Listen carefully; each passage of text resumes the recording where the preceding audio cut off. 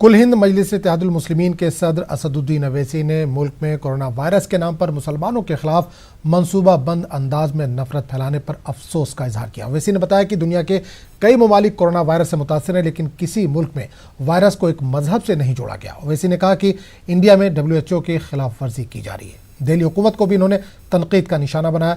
Media के एक गोशे की जानिब से मुसलमानों के खिलाफ नफरत फैलाने का भी इन्होंने इल्ज़ाम लगाया कि मुसलमानों की वजह से, इस्लाम की वजह से वायरस फैला। दुनिया के 150 ममालिक में इस तरह का वायरस चल रहा है। मगर अफसोस के साथ कहना पड़ता है कि हमारे वतन अजीज में सिर्फ मुसलमानों को टारगेट बनाया जा रहा है कि हमारी वजह से, मुसलमानों की वजह से वायरस फैला है। याद रखो जालिमों, वायरस का कोई मजहब नहीं होता। वायरस सबको लग सकता है।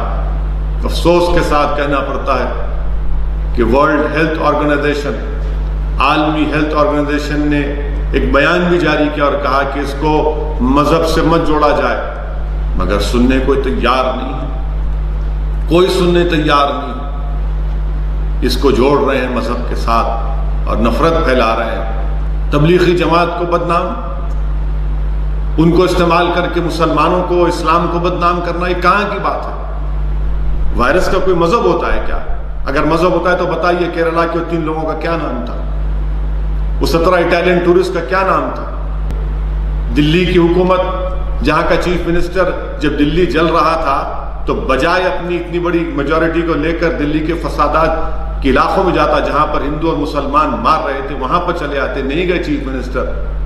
कहां जाते हैं? राजघाट को जाकर आंखें बंद करके बैठते हैं। और वहां की सरकार एक नंबर देती है कि तबलीगी जमात से इतने अफेक्टेड, और दूसरों का नंबर तो बता दो उनका भी, जो दूसरे अफेक्टेड है उनकी कौन सी है वो। मैं अफसोस के साथ कहता हूं कि ये गलत है।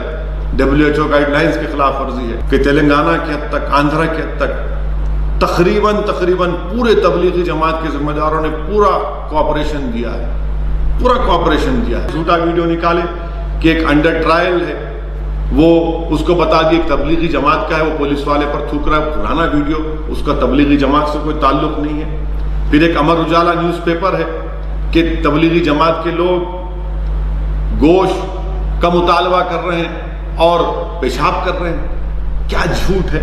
और फिर इसी न्यूज को सहारनपुर की पुलिस ने डिनाई कर दिया।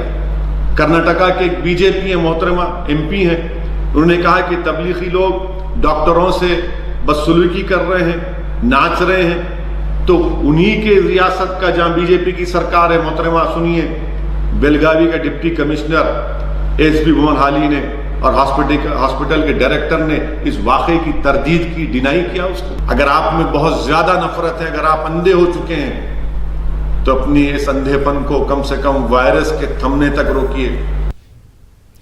मजलिस इत्तेहादुल मुस्लिमीन के सदर असदुद्दीन अवैसी ने मांग की है कि मुल्क गिर लॉकडाउन में तोसी से कबल गरीबों को माली मदद फराहम की जाए। इन्होंने हर गरीब के खाते में 5,000 रुपये जमा कराने का मुतालबा किया है। लॉकडाउन अगर आपको बढ़ाना है वजीर आजम, ये आपका फैसला है, मगर लॉकडाउन अगर आप बढ़ाएंगे तो लॉकडाउन उसी वक्त कामयाब होगा जब एक एक गरीब के अकाउंट में आप कम से कम 5,000 रुपये डालेंगे। डालिए 5,000 रुपये। अगर बजट को खत्म करना है, खत्म करके नया बजट लीजिए। चीफ मिनिस्टर चंद्रशेखर राव ने सही कहा, ये वक्त जान बचाने का है। गरीब या तो गरीब कह रहा है कि हम कोविड से नहीं मरे तो भूख से मर जाएंगे।